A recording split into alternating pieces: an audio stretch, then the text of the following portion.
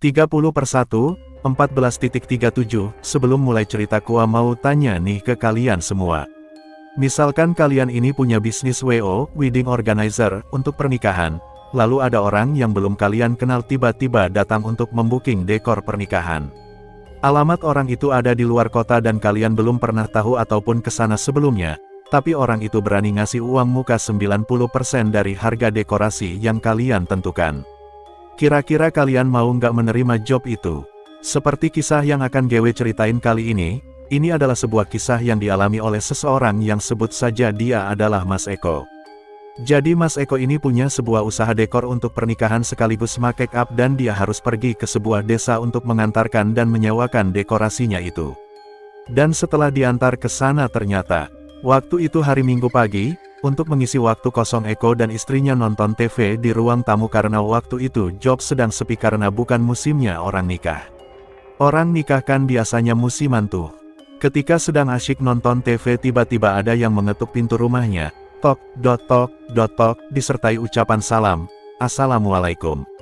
Mendengar itu Eko segera membukakan pintu karena mungkin itu tetangganya yang sengaja main ke sini. Setelah pintu itu dibuka ternyata tidak ada siapapun di luar. Eko sempat menoleh ke kanan kiri untuk mencari tahu siapa yang mengetuk pintu tadi dan benar-benar nggak ada orang. Lalu dari ruang tamu sang istri tanya. Siapa mas? Gak tahu, gak ada siapa-siapa. Eko menutup pintunya lagi dan mengira kalau mungkin tadi ada anak kecil yang iseng. Dia kembali ke ruang tamu untuk melanjutkan nonton TV, tapi belum sampai dia duduk terdengar ada suara orang yang mengetuk pintu lagi. Tok. Mendengar itu sang istri meminta Eko untuk membukakan pintunya lagi dan Eko pun kembali membukakan pintunya. Setelah dibuka terlihat ada seorang laki-laki yang cukup tua umurnya kira-kira 60 tahunan. Dia memakai baju koko warna putih, pakai sarung hitam, pakai peci bulat warna putih dan membawa sesuatu yang dibungkus dengan sarung. Awalnya Eko mengira ini orang mau minta sumbangan, dia tanya ke orang itu. Ada yang bisa dibantu pak? Lalu orang itu menjawab, bener ini rumahnya Mas Eko yang punya dekorasi pernikahan. Benar pak saya sendiri orangnya. Kalau begitu kebetulan, saya butuh dekorasi pernikahan buat cucu saya. Ternyata orang itu bukan orang yang minta sumbangan melainkan ingin memesan dekorasi. Eko mempersilakan orang itu untuk masuk. Oh kalau gitu silakan masuk dulu pak.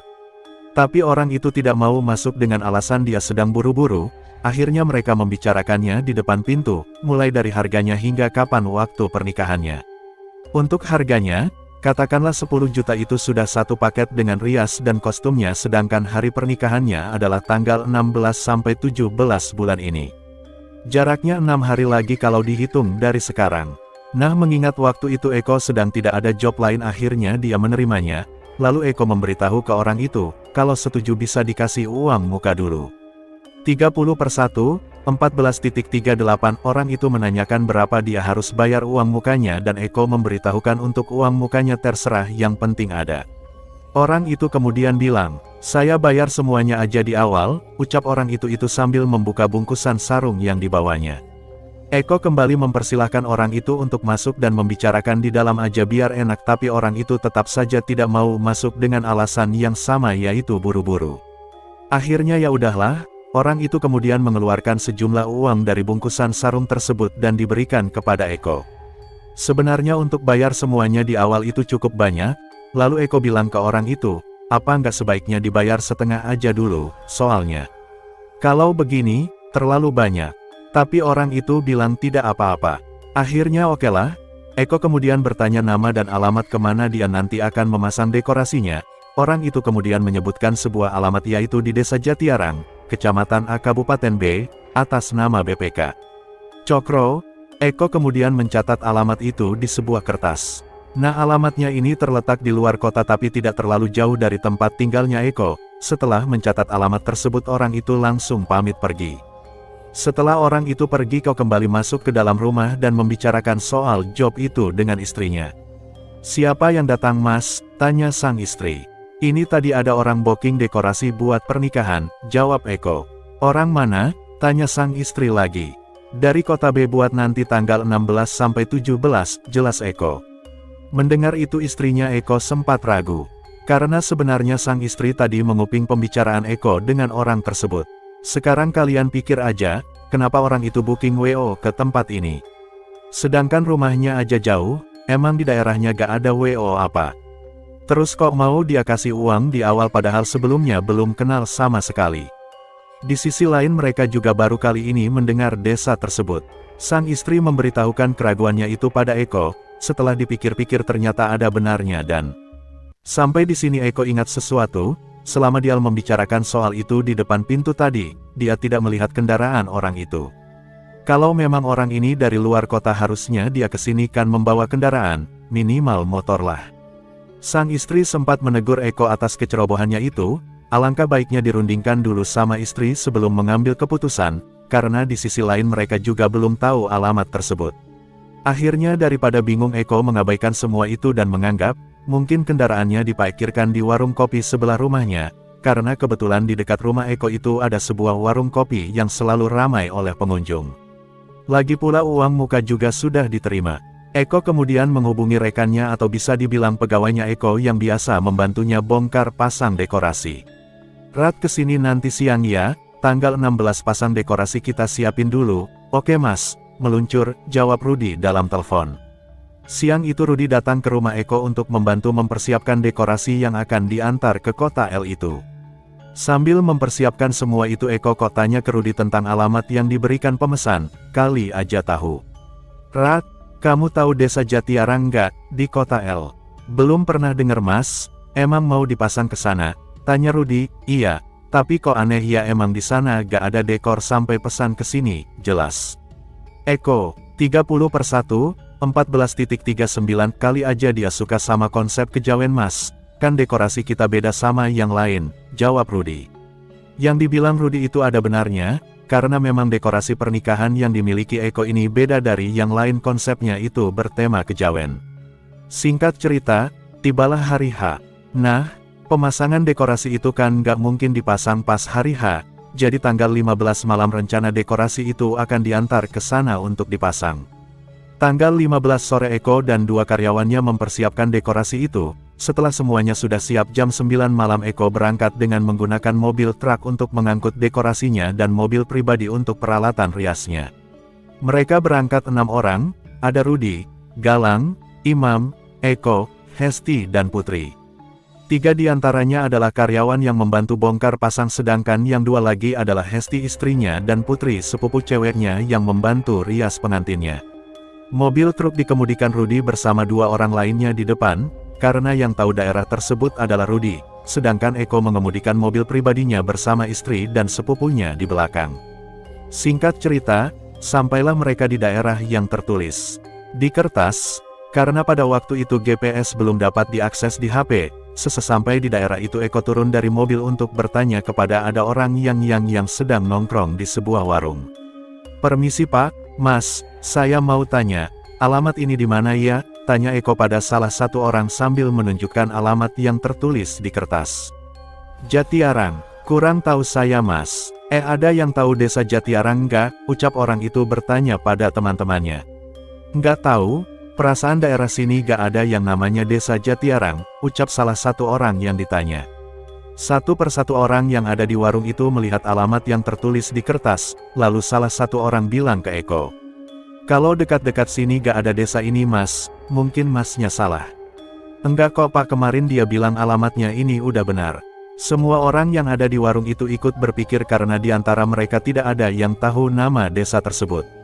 Karena memang tidak ada yang tahu, salah satu orang memberi saran.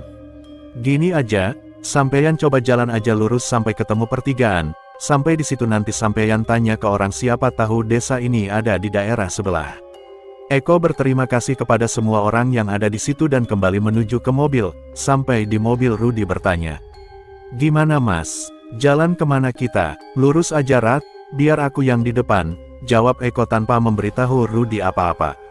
Eko kemudian masuk ke dalam mobil. Sesampai di dalam mobil dia memberitahukan kepada istrinya kalau orang-orang tidak ada yang tahu desa tersebut. Mendengar itu istri ikut bingung. "Terus gimana selanjutnya?" tanya sang istri. Eko kemudian mengemudikan mobilnya menuruti saran orang-orang yang ada di warung tadi. Waktu sudah menunjukkan jam 11 malam, di perjalanan Eko merasa cemas karena ada yang janggal. Enggak mungkin banget kan orang sini tapi nggak tahu alamat tersebut. Tapi Eko tidak memberitahukan hal itu kepada istrinya dulu. Dia terus mengemudikan mobilnya sesuai saran orang tadi. Di tengah-tengah perjalanan mereka melewati sebuah hutan yang cukup panjang dan gelap. Ketika sedang fokus mengemudi tiba-tiba sang istri bilang, Mas, itu tadi desanya. Di mana? Orang hutan gini kok, jawab Eko yang tidak melihat ada desa. 30/1, 14.39 itu tadi ada gapura dan ada tulisannya Desa Jatiarang. Eko segera menghentikan mobilnya untuk putar balik. Rat, kebablasan kita putar balik, teriak Eko pada Rudi. Eko pun segera memutarbalikkan arah mobilnya meskipun tadi dia tidak melihat ada gapura itu. Dia mikirnya mungkin tadi terlalu fokus jadi nggak lihat ada gapura yang dimaksud istrinya itu. Sekitar 100 meter setelah putar balik ternyata benar di sebelah kiri jalan terlihat ada sebuah gapura yang bertuliskan desa tersebut. Melihat gapura itu Eko merasa lega karena mungkin itu adalah gapura menuju ke desa tersebut. Eko mengajak Rudi untuk jalan masuk ke gapura itu, tapi semakin masuk ke dalam jalannya ini semakin sempit dan gelap, kiri kanannya dikelilingi banyak pohon jati. Setelah cukup jauh berjalan tiba-tiba dari belakang Rudi membunyikan klakson memberi kode untuk berhenti. Eko kemudian membuka kaca mobilnya dan nengok ke belakang. Mas, yakin ini jalannya benar makin kesana makin gelap loh. Nggak tahu Rat, tadi kan di sana ada gapuranya, jawab Eko. Lalu dari dalam mobil istri bilang, iya mas makin kesana makin gelap loh jalannya juga jelek. Eko kemudian turun dari mobil untuk berunding dengan Rudi. Ternyata tadi si Rudi ini tidak melihat ada gapura, yang dia tahu hanyalah tadi Eko tiba-tiba belok ke arah hutan. Mendengar itu Eko heran, padahal tadi jelas-jelas dia melihat ada gapura begitupun dengan istrinya. Ketika sedang berunding dengan Rudi dari dalam mobil sang istri bilang, Mas, balik aja lah aku takut, ini gelap banget loh. Sebenarnya, Eko juga berpikiran sama dengan istrinya, tapi di sisi lain jalan yang dilewatinya ini sepi banget, tidak ada jejak ban kendaraan sama sekali. Tapi di sisi lain dia tidak enak dengan orang yang sudah memesan tempo lalu karena dia sudah memberikan uang di muka. Akhirnya aku mengambil keputusan untuk jalan aja dulu, kalau jalannya nanti tidak memungkinkan baru balik. Eko dan Rudi kembali masuk ke dalam mobil dan lanjut berkendara. Beberapa meter berkendara di depan terlihat ada beberapa cahaya lampu kuning dari rumah warga. Melihat itu mereka semua lega karena mungkin itu adalah desa yang mereka tuju. Mereka berkendara menuju ke desa tersebut. Sesampainya di situ ternyata benar ini adalah sebuah desa, tapi desanya ini terlihat sedikit aneh karena rumah penduduknya itu sangat renggang, jarak dari rumah satu dengan rumah yang lainnya itu kira-kira 100 meter dan tadinya yang mereka kira adalah cahaya lampu ternyata bukan, itu adalah cahaya dari obor yang terdapat di depan rumah-rumah penduduknya. Jadi desanya ini terlihat seperti desa yang tertinggal karena listrik aja belum sampai ke sini. Rumah-rumah penduduknya pun kebanyakan terbuat dari kayu dengan anyaman bambu sebagai dinding. Mereka berkendara menyusuri desa tersebut untuk mencari rumah BPK Cokro, sesuai yang tertera di alamat, tapi di desa itu tidak ada tanda-tanda orang yang sedang hajatan. Desanya tampak sepi, semua rumah warga tertutup rapat karena mungkin ini udah tengah malam. Jadi mereka sampai di desa itu kurang lebih jam 12 malam. Karena tidak menemukan rumahnya Eko menghentikan mobilnya di sebuah pertigaan dan meminta Rudi untuk cari bantuan. Rudi pun turun dari mobil dan berjalan masuk ke pertigaan, siapa tahu entar ketemu orang untuk bertanya. 30/1, 14.40, sekitar 100 meter berjalan masuk ke pertigaan itu akhirnya Rudi ketemu dengan satu orang yang kebetulan dia sedang berjalan. Orangnya tampak cukup tua, memakai sarung dan mengenakan baju koko warna putih. Sepertinya orang ini habis dari musola. Rudi pun bertanya sama orang itu. Permisi pak, mau tanya rumahnya Bapak Cokro yang punya hajat di sebelah mana ya? Nang kono, dalan ngarep iku lurus ae sampai ketemu pertigaan terus melbu. Ucap orang itu sambil menunjuk ke arah kanan dan tanpa melihat ke arah Rudi. Di sana, jalan di depan itu lurus aja sampai ketemu pertigaan, terus masuk. Oh kalau gitu terima kasih ya pak, saya lanjut dulu, ucap Rudi. Orang itu hanya mengangguk sambil terus menatap ke bawah. Rudi pun berjalan kembali ke mobilnya dan memberitahukan itu kepada Eko. Mereka pun kembali masuk ke dalam mobil dan berkendara sesuai arahan dari orang tadi. Setelah beberapa meter berkendara terlihat ada sebuah pertigaan, yang terlihat dari belakang Rudi menyalakan lampu sin kanan menandakan kalau mereka harus belok kanan. Melihat itu Eko langsung membelokkan mobilnya ke arah kanan masuk ke pertigaan itu. Setelah beberapa meter kemudian terlihat ada beberapa obor yang berjajar di kiri dan kanan jalan dan di ujung sana terlihat ada sebuah tenda hajatan dan beberapa orang yang sedang berkerumun. Eko mikirnya mungkin itu adalah alamat yang dituju. Eko meminta Rudi untuk bertanya pada salah satu orang yang ada di situ, dan ternyata benar ini adalah rumah Bapak Cokro yang mempunyai hajat. Kemudian ada salah satu orang laki-laki yang meminta kepada Eko untuk memasang dekorasi itu di lokasi yang dia inginkan. Mereka yang cowok kemudian menurunkan dekorasi dari truk dan memasangnya, sedangkan Eko, istri dan sepupunya membawa baju dan alat pernikahan ke dalam rumah yang berdinding anyaman bambu dengan dila api sebagai penerangan. Kalau dilihat-lihat keluarga ini yang cukup sederhana karena terlihat dari bangunan rumahnya. Setelah menaruh baju di dalam sebuah ruangan, Eko keluar untuk membantu Rudi dan yang lain memasang dekorasinya. Setelah semuanya sudah terpasang, mereka santai-santai tuh sambil ngerokok, dan sambil merhatiin keadaan sekitar yang tampak begitu suram karena tidak ada penerangan lampu sama sekali, adanya cuman obor. Setelah rokok yang dihisap sudah habis, Eko masuk ke dalam menemui sang istri untuk pamit pulang dulu dan lusa dia bakal balik lagi ke sini untuk menjemputnya. Setiap kali memasang dekorasi Eko memang selalu seperti itu. Setelah pamit, Eko pulang dengan satu karyawannya yang bernama Galang dan meninggalkan 4 orang di sana, yaitu istri, sepupu, Rudi dan satu karyawannya. Di perjalanan pulang ada sedikit keanehan yang dialami oleh Eko dan satu karyawannya itu. Sebelum keluar dari gapura, tepatnya masih di dalam hutan, mobil yang dikemudikan Eko itu tiba-tiba goyang-goyang, terasa seperti sedang melewati jalan bebatuan padahal jalannya itu berupa tanah datar. Merasakan hal itu, Galang bilang, "Mas, mobilnya kenapa nih?" "Gak tahu Lang, jalannya bergelombang mungkin." Eko menganggapnya seperti itu, karena kan kondisinya itu sangat gelap, jadi mungkin jalannya ini bergelombang dan mereka tidak melihatnya dengan jelas. Beberapa menit kemudian akhirnya mereka keluar dari gapura itu. Setelah keluar dari gapura itu, Eko bilang ke Galang, "Nah ini kan jelas-jelas ada gapura, gitu tadi katanya Rudi gak ngeliat." Galang yang sebelumnya memang enggak tahu, dia hanya mengiyakan perkataan Eko. Setelah menempuh kurang lebih 1,5 jam perjalanan akhirnya mereka sampai di rumah. 30/1, 14.40, nah menurut kalian desa itu beneran desa enggak? Maksudnya beneran desa yang dihuni manusia enggak? Dan menurut kalian apa yang terjadi pada isertinya Eko selama dia berada di desa tersebut?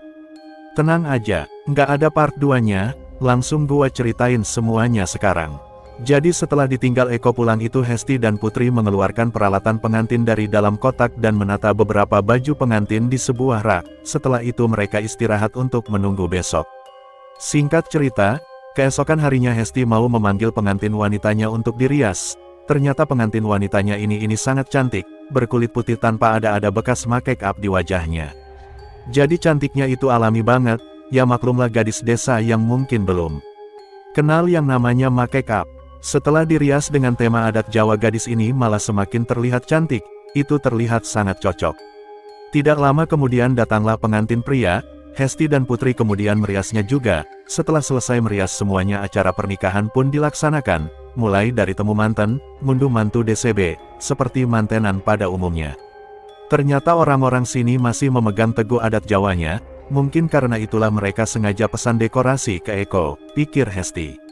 Singkat cerita, semua acara pun sudah selesai. Selama mereka berempat berada di desa itu tidak ada yang aneh, semua berjalan seperti biasa. Hanya saja desa ini terlihat sangat tertinggal karena semua tamu yang berdatangan itu tidak ada yang menggunakan kendaraan alias jalan kaki. 2 hari kemudian Eko datang lagi ke desa tersebut untuk menjemput istrinya dan membongkar dekorasinya. Eko kembali bersama Galang dan melewati jalan yang sama, tapi kali ini Eko kesananya sore karena kalau malam jalannya cukup seram. Sesampai di desa tersebut, Eko langsung menemui istrinya dan Galang langsung menemui Rudi dan Imam. Ketika sedang berada di dalam rumah tersebut, terlihat ada satu orang yang mendatangi Eko yang mungkin itu adalah Bapak Cokro. Dia bilang ke Eko, "Mas, saya Pak Cokro, acaranya sudah selesai, kalau mau dibongkar silahkan, tunggu nanti malam aja pas sekalian bubaran," jawab Eko. "Sebenarnya sudah selesai dari kemarin, di sini tradisinya cuma 1 hari, ucap orang itu kemudian pergi. Kalau acara pernikahan kan, biasanya 2 hari tuh. Jadi Eko mengiranya hari ini belum selesai, tapi karena si pemilik rumah meminta Eko untuk membongkar, akhirnya Eko meminta pada rekannya untuk membongkar semuanya. Setelah selesai dibongkar, Pak Cokro mendatangi Eko lagi dan memberikan sebuah kotak yang terbuat dari kayu. "Terima kasih ya Mas, ini ada upah buat kamu dari saya," ucap Pak Cokro.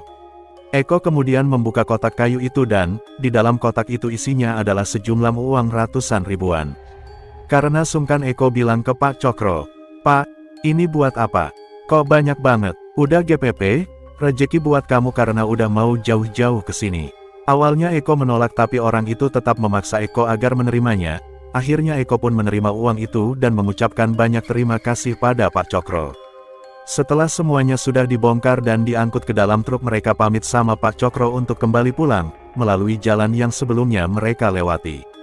30/1/14.41, di perjalanan pulang mereka mampir di warung tempat mereka bertanya jalan kemarin makan dan sekalian nunggu abis waktu maghrib. Di warung itu si penjual bertanya, "Udah ketemu Mas alamatnya?" Ternyata dia masih ingat dengan Eko yang malam itu bertanya jalan. "Udah Pak, alhamdulillah, ini udah selesai, tinggal pulangnya." Sambil membuatkan mereka makanan, si penjual tanya lagi, "Jadinya di mana desanya?" "Itu gak jauh kok dari sini, paling sekitar 15 menitan, jawab Eko sambil menunjuk ke arah yang tadi dilewatinya. "Nama desanya apa kemarin?" "Desa Jatiarang Pak." Mendengar itu si penjual terlihat kaget, dia bilang, "Ancer-ancernya di sebelah mana emangnya?" "Itu loh Pak, di hutan-hutan terus belok kanan masuk gapura." Si penjual terdiam sejenak. "Mas, saya kasih tahu ya, sejak kecil saya hidup di daerah sini dan saya belum pernah dengar desa itu apalagi di dekat sini." "Masa sih Pak? Tapi tadi ada kok, orang kita abis bongkar pasang pernikahan di sana." "Gini loh Mas, di hutan itu tidak ada desa, itu adalah hutan perbatasan antar kecamatan dan ini udah desa terakhir." Mendengar itu Eko dan yang lain tidak percaya karena tadi mereka melihat desa itu dengan jelas dan ada, tapi di sini mereka tidak memberitahukan ketidakpercayaan itu pada si penjual. Sambil makan Eko kepikiran kata-kata si penjual itu, katanya orang sini, masa Lia penjual itu nggak tahu desanya. Di sisi lain dari awal memang Eko sudah merasa ada yang aneh dengan desa itu. Pertama, desa itu letaknya ada di tengah hutan, suasananya jadul banget, jarak rumah satu dan rumah yang lainnya jauh dan banyak lagi, ditambah lagi menurut si penjual itu tidak ada kampung yang namanya Jatiarang. Akhirnya muncullah rasa penasaran di dalam diri Eko. Setelah selesai makan Eko membisiki Rudi, "Rat, ikut aku yuk sebentar kita lihat gapura tadi, masa iya apa yang dikatakan orang itu?" "Boleh Mas, aku juga penasaran." Dengan alasan membeli bensin, Eko dan Rudi pamit ke yang lain untuk putar balik menuju ke hutan yang terdapat gapura itu. Sesampainya di hutan ternyata benar, gapura yang tadi mereka lihat itu tidak ada. Sampai mereka berkendara selama 20 menit pun tidak melihat keberadaan gapura itu. Karena memang tidak ada, mereka kembali dan sepakat untuk tidak menceritakan hal ini dulu ke yang lain. Sesampainya kembali di warung, Eko mengajak yang lain untuk segera pulang dan sesampai di rumah Eko memberitahukan hal itu kepada istrinya bahwa apa yang dikatakan si penjual itu benar. Mendengar itu sang istri tidak percaya, karena menurutnya jelas-jelas tadi itu ada dan dia juga bermalam di sana. Kemudian mereka berinisiatif untuk membuka kotak kayu yang diberikan oleh Pak Cokro itu. Setelah dibuka, uang yang tadinya ada di dalam kotak itu sekarang menjadi daun nangka yang sudah kering. Melihat itu mereka berdua hanya saling memandang, lalu mereka berinisiatif untuk melihat uang yang sebelumnya dibayarkan oleh orang tua waktu itu di dalam lemari, karena kebetulan uang itu belum dipakai sama sekali oleh Eko dan istrinya. 30/1, pukul 14.41, setelah dilihat ternyata itu masih berupa uang dan jumlahnya pun sama, yaitu 10 juta. Eko dan istrinya berinisiatif untuk tidak menggunakan uang itu terlebih dahulu karena menurut mereka itu adalah uang gaib. Uang itu dibiarkan di dalam lemari hingga beberapa hari, tapi uang itu masih tetap saja uang dan jumlahnya pun tidak berkurang. Di sini mereka bingung mau pakai uang itu untuk kebutuhan atau gimana. Lalu sang istri memberi saran agar uangnya ini disumbangkan ke masjid. Mereka pergi menemui takmir masjid di kampungnya untuk menyumbangkan sekaligus memberitahukan soal uang itu. Tapi menurut takmir masjid yang mereka temui itu tidak apa-apa. Anggap saja itu adalah rejeki. Karena kan di sisi lain enggak ada yang dirugikan. Tapi Eko dan istrinya tetap memberikan uang itu untuk disumbangkan aja karena mereka takut. Selesai.